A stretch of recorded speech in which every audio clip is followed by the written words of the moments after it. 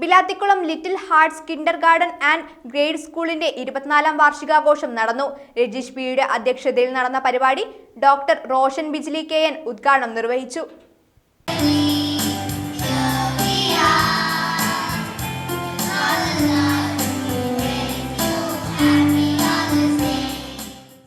Bilathikulam little hearts kindergarten and grade സ്കൂളിന്റെ 24ാം വാർഷികാഘോഷം ഇംഗ്ലീഷ് ചർച്ച് പാരിഷ് ഹാളിൽ നടന്നു. രക്ഷാകർത്താവ് രജീഷ് പിയുടെ അധ്യക്ഷതയിൽ നടന്ന പരിപാടി മുഖ്യാതിഥിയായ വികലാംഗ സംയോജിത കേന്ദ്ര director doctor Roshan Bijli KN ഉദ്ഘാടനം നിർവഹിച്ചു. Many times said that school is the second home and home is the second school. In fact, it's a continuum. And I'm so happy that the Parents Association here is a very strong network.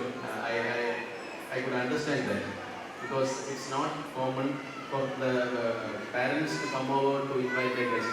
Two persons came to invite me. I thought it would be teachers. They told we are parents. So Saint Joseph Anglo Indian high school principal വിശിഷ്ടാതിഥിയായി സംസാരിച്ചു.